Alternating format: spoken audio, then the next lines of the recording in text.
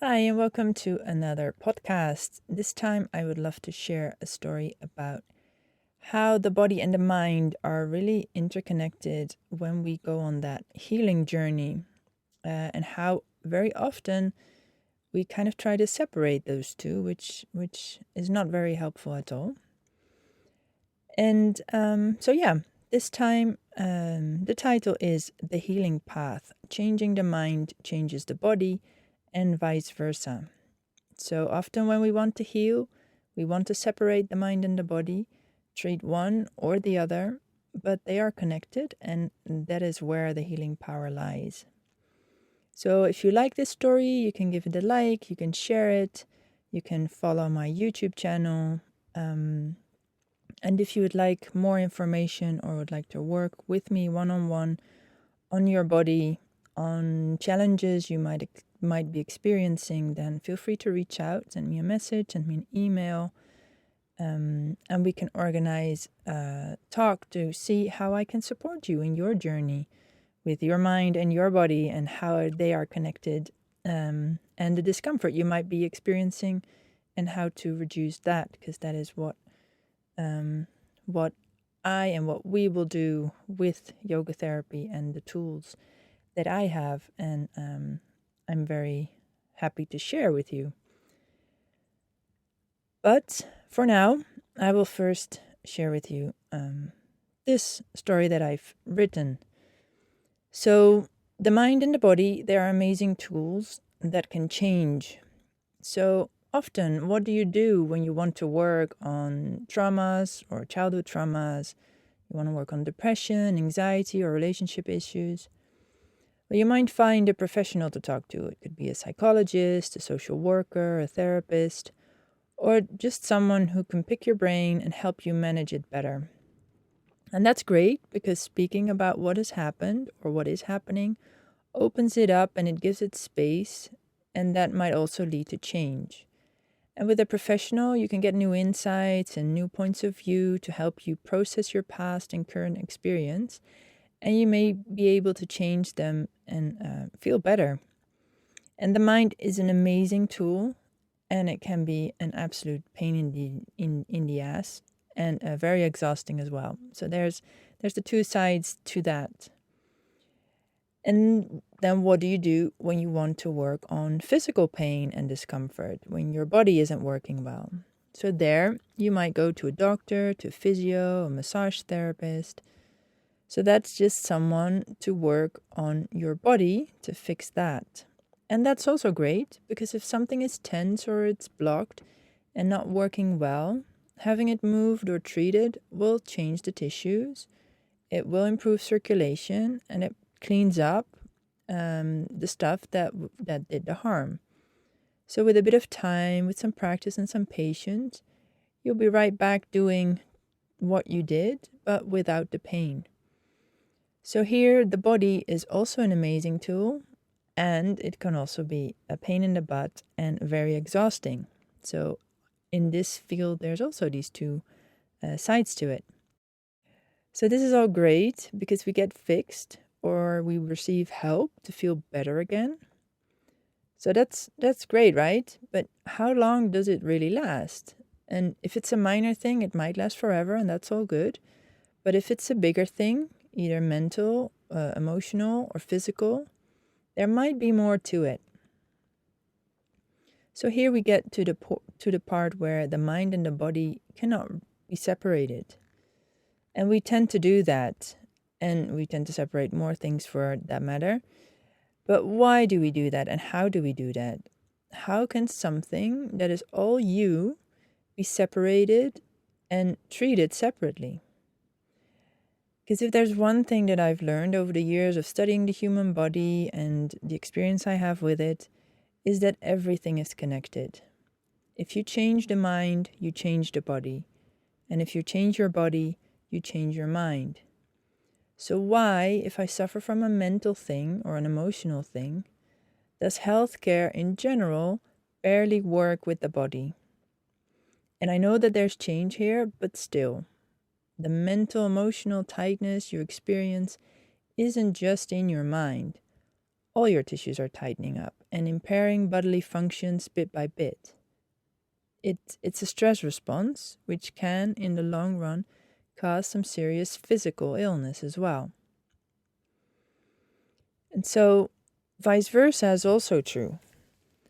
When you experience physical pain because of an accident, trauma, or you name it, your mind is also affected.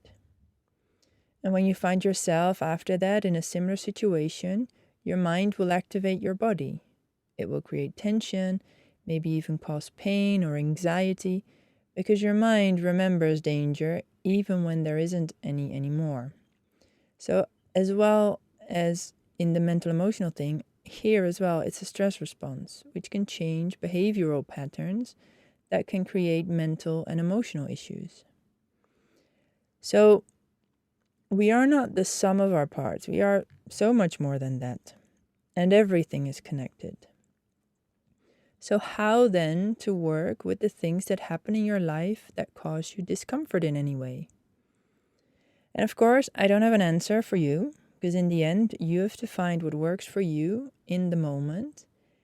And you can only receive what you're ready and willing to receive. So if it's not the time for you to work on something, it's just not the time, and you can't force that. Often I always think if I'd only gotten therapy when I was 20 instead of when I was late 20s, that would have prevented so much suffering. But I wasn't ready yet, and I didn't do it. And in the end, maybe I was ready, but I didn't do it, so it didn't happen. What I do know is when you change something in your mental, emotional state, shifts will happen in your body. And if your body cannot support those shifts, they can cause an imbalance. And this can either be physically or mental, emotional, and maybe on a whole nother level. So in my very humble opinion and experience, when you're working with the mind, you need to work with the body too. So that your body can be a safe physical container that is stable to be able to handle the mental and emotional shifts that are happening that have an effect on your body. And then the other way around is also true. When you work with the physical body, tensions and blockages can be released. And these tend to come from past experiences. And when working with them, these past experiences in some way could surface again in some form. So it might be a light experience and nothing serious, but it can also bring about a pretty big emotional release. And in a lot of cases, it would be really great to have some mental and emotional support for that, to be able to talk about and process what came up. And this is to avoid that the big release turns into a new traumatic experience because of lack of emotional bedding. So it's important to also work on a stable mental and emotional container to be able to handle the physical bodily shifts that are happening when you work with the body. So the mind and the body and the emotions, it is all you, and it is all adaptable. And they're all connected, as I've already said several times. But with all this, I'm not saying that just getting one type of treatment isn't going to work. Of course it can. I've done it, and it's been very helpful. But my point with this story is also to bring more awareness to the intricacy of it all. Like, it really is all connected. These body, mind, emotion parts, it's all you, and it's all adaptable, and that's infinite, the adaptability that we have. They all influence and affect each other. And moreover, it's also all affected by your surroundings, the nature you're in or the city you're in, the people you're with. So it's also like on an even bigger scale, it's connected.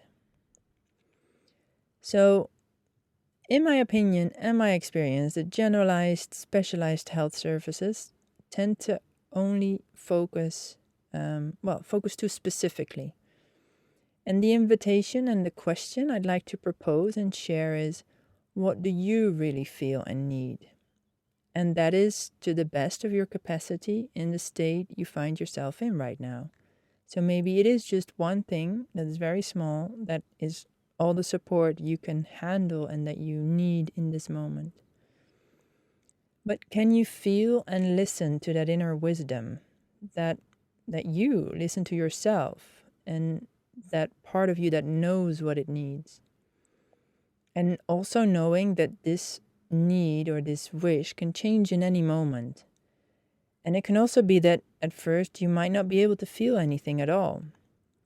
But then change happens, because change always happens. And maybe then you can feel that change. And as you feel that change, you know that change has happened, and that maybe then something else might need to change.